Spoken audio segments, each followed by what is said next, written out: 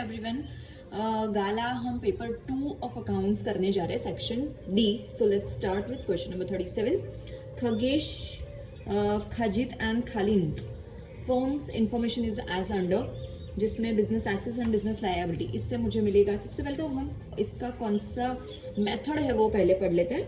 From the above information find the value of goodwill on the basis of 4 years purchase of super profit method. देखिए यहाँ पे weighted average profit दिया हुआ है। अगर मान लीजिए मुझे वेटेड एवरेज प्रॉफिट ऐसा स्पेसिफिकली नहीं भी दिया गया, तो मैंने आपको लास्ट वीडियो में भी बताया, if there is a continuously increasing trend और डिक्रीजिंग ट्रेंड, तो हम वेटेड एवरेज मेथड ही फॉलो करेंगे। और अगर हमारा प्रॉफिट और लॉस, प्रॉफिट या लॉस है कभी कभी, या तो प्रॉफिट हमारा जो है वो फ्लक्चुएटिंग टर्म्स में है, कभी बढ़ रहा है कभी घट रहा है, in that case we will be using normal average profit method. तो यहाँ पे वेटेड एवरेज प्रॉफिट दिया है, बट स्टिल हम लोग चेक कर लेते हैं कि हमारा जो प्रॉफिट है वो इंक्रीजिंग ट्रेंड में है या नहीं है। तो आप देख सकते हैं हमारा जो प्रॉफिट है पहले 90 है, फिर 1,10,000 हो गया, 120 हो गया, 130 हो गया, 140 हो गया। तो there is a continuous increasing trend, hence we will have to use the weighted average profit method. सबसे पहले कैपिटल एम्प्लॉयड, जिसको हम नेट एसेट के नाम से भी जानते हैं, एसेट्स माइनस लायबिलिटी है इसका फॉर्मूला। तो ये आ जाएगा 10 लाख माइनस लायबिलिटीज है हमारी 2 लाख, तो 10 minus 2 it will become 8 lakh. Expected rate of return भी हमें क्वेश्चन में दिया हुआ है, विच इज 10%। चलिए अब हम वेटेड एवरेज प्रॉफिट निकाल लेते हैं। पहले तो प्रॉफिट रख देते हैं हम इधर 90,000, 1,10,000, 1,20,000, 1,30,000 एंड 1,40,000 टोटल। वेट जैसे ये भी हमने प्रीवियस वीडियो में ही डिस्कस किया कि जो लेटेस्ट ईयर होगा उसको हम हाई ज़्यादा वेट देंगे, और सबसे पुराना ईयर होगा उसको कम वेट देंगे। तो यहाँ पे latest year is 24-25 and the पुराना साल इज 2021। तो इस हिसाब से हम वेट देंगे इसको 1, 2, 3, 4 एंड 5। टोटल वेट जो है हमारा आ जाएगा 15। There is some problem of space here, so इसको हम शॉर्ट में लिख देते, sigma W total weight which is 15, right. Weighted profit, profit multiply by the weight, तो ये आ जाएगा 90,000, ये आ जाएगा 2,20,000, 120 into 3, 3,60,000, 1,30,000 into 4, 5,20,000 and 140 into 5 will become 7 lakh। चलिए अब हम वेटेड प्रॉफिट का एक बार टोटल कर लेते हैं। सो 90,000 plus 2,20,000 plus 3,60,000 plus 5,20,000 plus 7 lakh, तो ये आ जाएगा हमारा 18,90,000।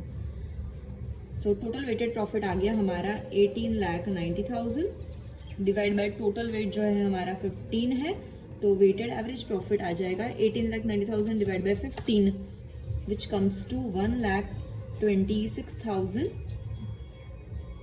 Rupees. Expected profit is capital employed multiply by ERR। Capital employed जो है हमारा यहाँ पे आया है 8 लाख का, और ERR है जो कि है 10%। So capital employed is 8 lakh into 10%, तो ये आ जाएगा 80,000 rupees. Now super profit, super profit का formula average profit minus expected profit.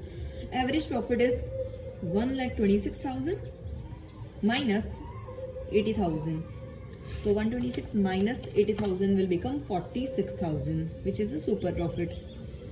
कई बार बच्चे जो है सुपर प्रॉफिट का फॉर्मूला लिखने में मिस्टेक करते हैं, average profit minus expected profit की जगह expected profit minus average profit लिख के आते हैं, अगर फॉर्मूला भी अगर सेक्शन बी में हमें पूछा है तो इसका एक तरीका है याद रखने का कि अल्फाबेटिकली याद रखिए, एवरेज एंड एक्सपेक्टेड, तो ए कम्स फर्स्ट एंड ई हमेशा बाद में ही आता है अल्फाबेट के हिसाब से। तो ए पहले आता है तो एवरेज, और ई बाद में आता है तो एवरेज माइनस एक्सपेक्टेड। चलिए super profit in the number of years of purchase, super profit है हमारे 46,000 into number of years of purchase. मुझे क्वेश्चन में कितना दिया हुआ है, number of years of purchase is given 4 years of purchase, तो मल्टीप्लाई हम 4 से कर देंगे इधर। 46 इंटू 4, तो आंसर आ गया हमारा 1,84,000 रुपीज़। गुडविल की अमाउंट आ गई हमारी 1,84,000 रुपीज़। चलिए next question is given from the following information find the value of goodwill on the basis of 5 year purchase. So यहाँ पे है 5 ईयर परचेज। जब भी आप गुडविल का क्वेश्चन पढ़ो हमेशा ये कंफ्यूजन होता है क्योंकि इनका लैंग्वेज इस तरीके से 5 year purchase of last 4 years, तो कंफ्यूजन बच्चे क्या करते हैं नंबर ऑफ ईयर्स ही सिर्फ ईयर ही पढ़ लेते हैं, पर कौन सा टोटल प्रॉफिट के ईयर है, कौन से ईयर ऑफ परचेज दिए है, इसमें कंफ्यूजन हो जाता है। तो जब भी आप गुडविल का क्वेश्चन पढ़े, बिकॉज इसी सेक्शन डी के अंदर 4 मार्क्स के 2 क्वेश्चन गुडविल के 100% आने वाले हैं, जो कैश मार्क्स है, बहुत ईजी क्वेश्चन आते हैं, बट माइनर से मिस्टेक आपके ये 8 मार्क्स छीन लेगी। सो क्वेश्चन जब भी आप पढ़ो तो सबसे पहले अंडरलाइन करो ईयर्स ऑफ परचेज कितने दिए हैं, ताकि कोई कंफ्यूजन ही ना हो। ठीक है, तो ये एक नॉर्मल हमें एवरेज प्रॉफिट मेथड से गिनने के लिए बोला, जो कि हमारा मेथड नंबर 1 है। तो सबसे पहले कौन सा एवरेज प्रॉफिट लगेगा, नॉर्मल या वेटेड? तो इसके लिए देखिए 60,000, 80,000, फिर 20,000 लॉस है। मैंने आपको पहले ही बताया, अगर फ्लक्चुएटिंग मेथड है, फ्लक्चुएटिंग वे में प्रॉफिट इंक्रीज डिक्रीज हो रहा है, और या तो कभी प्रॉफिट है कभी लॉस है, in that situation we will use the average profit method. तो 60,000 हुआ, 80,000 हुआ, फिर अचानक से लॉस हो गया 20,000 का, फिर वापस 30,000 प्रॉफिट है, तो हम नॉर्मल एवरेज प्रॉफिट मेथड को यूज करेंगे। तो यहाँ पे नेगेटिव, ये जो ब्रैकेट मैंने किया हुआ है, ये ब्रैकेट का मतलब होता है कि ये माइनस है, लॉस है मतलब कि, ओके। तो उसको माइनस कर देंगे, 60,000 प्लस 80,000 माइनस 20,000 प्लस 30,000, तो ये आ जाएगा 1,50,000। ठीक है, ब्रैकेट वाली अमाउंट को माइनस कर देना है। टोटल प्रॉफिट हो रहा है हमारा 1,50,000 divide by number of years. कितने नंबर ऑफ ईयर है यहाँ पे? 4 नंबर ऑफ ईयर, मतलब ये लेना है मुझे टोटल एवरेज निकालने के लिए। तो ये आ जाएगा 150 divide by 4 which comes to 37,500 rupees. Goodwill, अभी number of years of purchase यहाँ पे मैंने अंडरलाइन किया 5 है, ओके। तो एवरेज प्रॉफिट जो है हमारा जस्ट आया 37,500 into number of years of purchase was 5, तो मेरा गुडविल का जो आंसर है वो आ जाएगा 1,87,500 रुपीज, ओके। चलिए next is comparative statement of Pune gas limited. जैसे मैंने को पहले ही बोला कि सबसे पहले तो अगर 23, 22 इस फॉर्मेट में एक क्वेश्चन दिया है तो सबसे पहले उसको असेंडिंग फॉर्म में लेके आइए, 22 पहले एंड 23 बाद में। हम फॉर्मेट के हिसाब से सबसे पहले 22 की इन्फॉर्मेशन भर लेंगे, फिर 23 की इन्फॉर्मेशन भर लेंगे, तो एक एक करके हम चीज़ों को आगे बढ़ाते हैं यहाँ पे। चलिए, तो 22 का पहले मैं लेती हूँ, तो सेल्स रेवेन्यू है मेरा 19,50,000। Okay, I will use some another colour so that आपको थोड़ा सा दिखने में भी इजी रहे। सॉरी,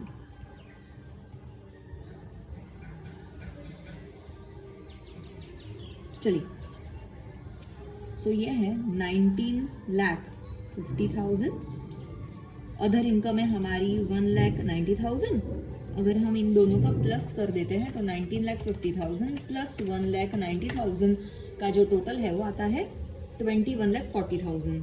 21,40,000। अभी एक्सपेंसेस लेते हैं हम। Cost of goods consumed is 9,50,000।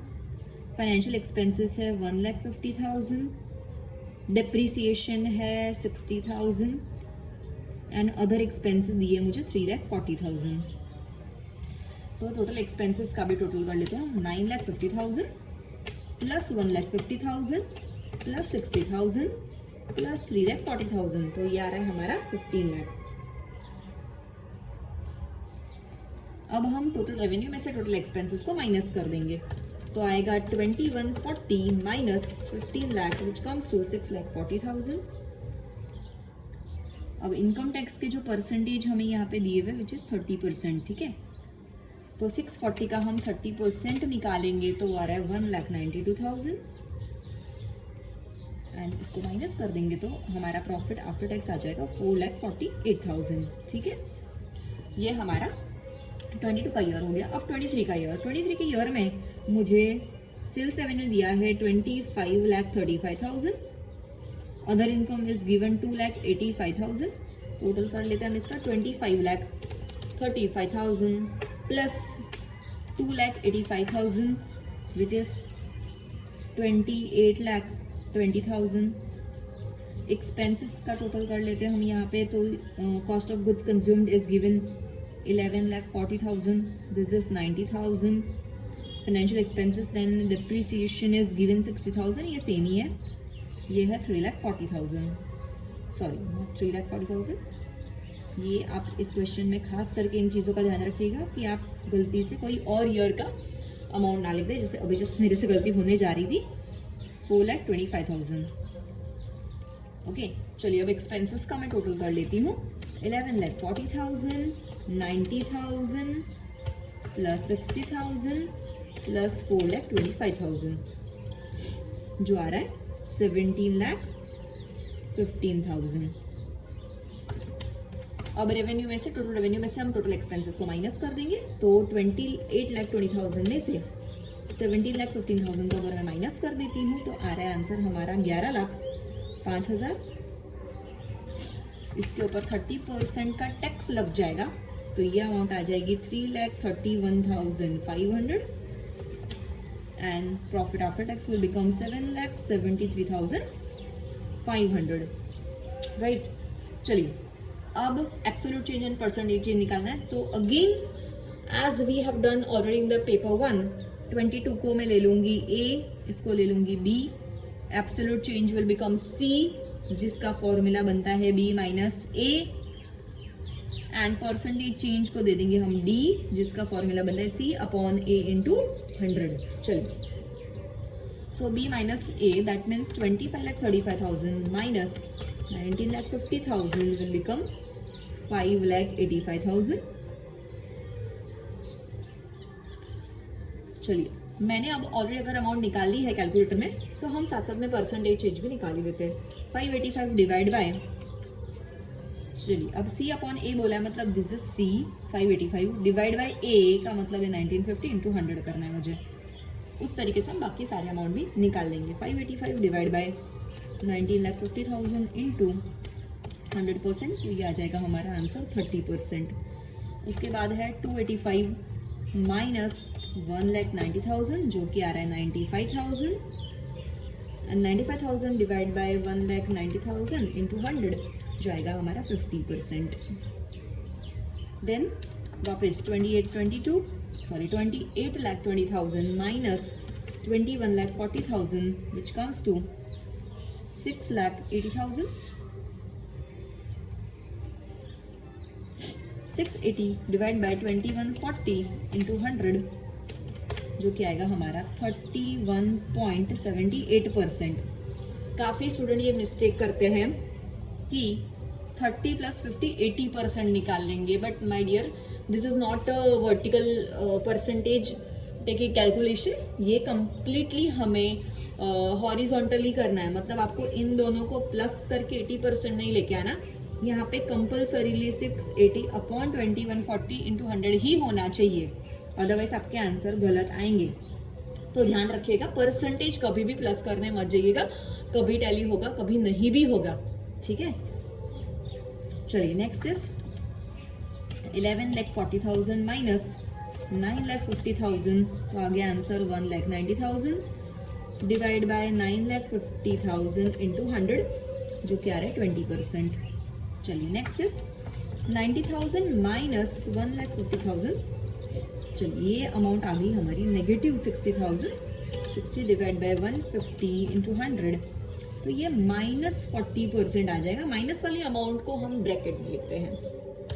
यहाँ पे तो नो चेंजेस, 60 माइनस 60 0, तो परसेंटेज भी मेरे 0 ही निकलेंगे. 4,25,000 minus 3,40,000 which comes to positive 85,000.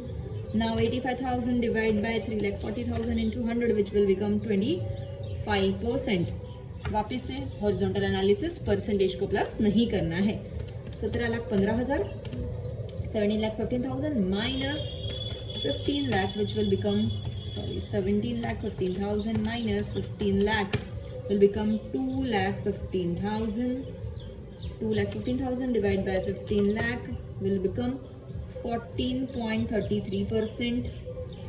Then 11,05,000 minus 6,40,000 will become 4,65,000. 465 divided by 6,40,000 into 100 will become 72.66%. Again 331,500 minus 1,92,000. The difference is 139,500 divided by 1,92,000. Again 72.66%. And lastly 773,500 minus 4,48,000.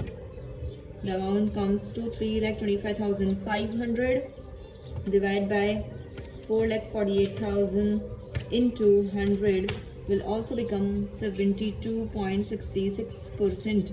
ठीक है, I hope आपको ये comparative statement भी समझ में आ गया। देखा जाए तो सेक्शन डी में से अगर आपको बहुत इजीली 12 मार्क चाहिए तो आई विल सजेस्ट यू कि आप गुडविल के 2 क्वेश्चन कर लीजिए, तो 8 मार्क पक्के हो गए आपके। और एक कॉमन साइज कंपैरेटिव का सिर्फ फॉर्मेट याद रखना है, पीएनएल में तो, बैलेंस शीट में तो फॉर्मेट आपको बनाया आएगा। सिर्फ कैलकुलेटर के बेसिस पे आपको कैलकुलेशन ही करने हैं। पूरे के पूरे 12 मार्क मिलने के चांसेस अगर आपको रेशियोज के फॉर्मूला याद नहीं रहते और आपको कैश फ्लो भी समझ में नहीं आ रहा तो। चलिए next is from the following information of Hari limited calculate liquid ratio and current ratio. So current ratio हम पहले फाइंड करते हैं क्योंकि लिक्विड रेशियो तो इजीली फिर तो मिल ही जाएगा हमें। सो करंट एसेट्स का फॉर्मूला है ऑल द करंट एसेट्स। तो यहाँ पे देख लीजिए मैंने ऑलरेडी फॉर्मूला बना के रखी है यहाँ पे। तो cash and cash equivalent is a current asset, debtor is a current asset, bills receivable is a current asset, stock is a current asset and current investment is also current asset. Formula plus कर लेती हूँ मैं इसकी। Formula के हिसाब से amount 1,80,000 plus debtor is 1,20,000 plus bills receivable is 60,000 plus 1,40,000 plus 1 lakh. चलिए मैं इनका टोटल कर लेती हूँ पहले। 1,80,000 plus 120 plus 60 plus 140 plus 1 lakh. तो हमारा टोटल करंट एसेट आ रहा है 6 लाख। करंट लायबिलिटी में creditor is a current liability, bills payable current liability, outstanding expenses current liability and taxation provision, short term provision also current liability। चलिए इनका भी total कर लेते हैं। 2 lakh plus 1 lakh plus 80,000 plus 80,000। इस हिसाब से हमारा जो टोटल बनेगा 3 लाख 160 विल बिकम 4,60,000। ठीक है। मैं लिक्विड रेशियो के लिए भी हमें 2 चीज़ें चाहिए होंगी, लिक्विड एसेट्स जो यहाँ पे मैंने ऑलरेडी फॉर्मूला में लिखा हुआ है, liquid asset and liquid liability. अब मैं आपको बता दूँ लिक्विड एसेट का जो फॉर्मूला है वो होता है टोटल करंट एसेट में से अगर स्टॉक को मैं माइनस कर देती हूँ, स्टॉक एंड प्रीपेड एक्सपेंसेस ये दोनों चीज़ों को हम माइनस कर देते हैं तो हमें मिलता है लिक्विड एसेट। यहाँ पे प्रीपेड एक्सपेंसेस नहीं दिए हुए तो हम सिर्फ स्टॉक या तो इन्वेंट्री माइनस करेंगे। तो liquid assets is equal total current asset which is 6 lakh जो हमने ऊपर ढूंढा है अभी, उसमें से स्टॉक माइनस कर देती हूँ। तो स्टॉक था हमारा 1,40,000 का, तो मैं 6 लाख में से अगर मैं 140 माइनस कर देती हूँ तो I am getting the amount of 4,60,000, right. This is a liquid asset and current liability is the same as liquid liability, तो उसमें कोई चेंज करने की जरूरत नहीं। तो let's find the current ratio and the liquid ratio. Current ratio का formula है current assets upon the current liability. तो करंट एसेट हमारा आया 6 lakh divide by current liability थी हमारी, करंट एसेट मिल गई हमें 6 लाख और करंट लायबिलिटी 4,60,000। तो 6 lakh divide bye 4,60,000 the answer is 130 1.30:1। Okay, जो हमारा आइडियल रेशियो है वैसे 2:1 करंट रेशियो का उससे कम है, ठीक है। एंड लिक्विड एसेट आई हमारी 460 एंड हमारी liquid liability same as current liability which is also 460 जो कि आ रहा है 1:1। तो दैट मीन्स लिक्विड रेशियो हमारे आइडियल रेशियो के बराबर है 1:1, बट हमारा करंट रेशियो आइडियल रेशियो से थोड़ा सा कम है। आइडियल रेशियो इज 2:1 बट हमारा आंसर आ रहा है 1.30:1 जो हमारी थोड़ी सी कम शॉर्ट टर्म एफिशिएंसी या लिक्विडिटी दिखाता है, ठीक है। हमें यहाँ पे कोई एनालिसिस करने के लिए नहीं बोला, बट फॉर द नॉलेज से मैंने आपको ये इन्फॉर्मेशन प्रोवाइड की। Last is statement of cash flow from the operating activities. हमें इंफॉर्मेशन दिया profit before the changes in working capital which is 4,95,000. चलिए इंक्रीज इन डेटर, ये सब मुझे डायरेक्टली दिया हुआ है यहाँ पे. ये करने से पहले मैं आपको एक नोट लिखवाना चाहती हूँ इधर. ओके तो कुछ चीजें आपको ध्यान रखनी है कि cash flow from operating activities और खास करके वर्किंग कैपिटल अगर पूछा है तो इंक्रीज इन सीए का मतलब होता है लेस करना, माइनस. ठीक है, इसका ऑपोजिट क्या हो जाएगा? इंक्रीज, इसका ऑपोजिट हो जाएगा इंक्रीज इन सीएल.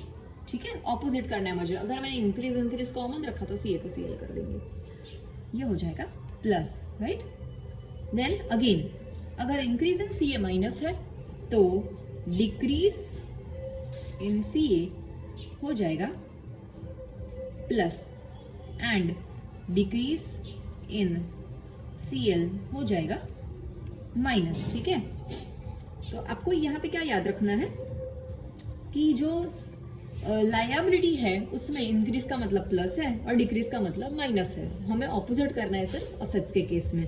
ओके चलिए, तो ये नोट के आपको ध्यान में रखनी है यहाँ पे, उस हिसाब से हम वर्किंग करेंगे. तो मैं यहाँ पे ऐड अलग कर देती हूँ एंड लेस वाले आइटम्स को अलग कर देती हूँ.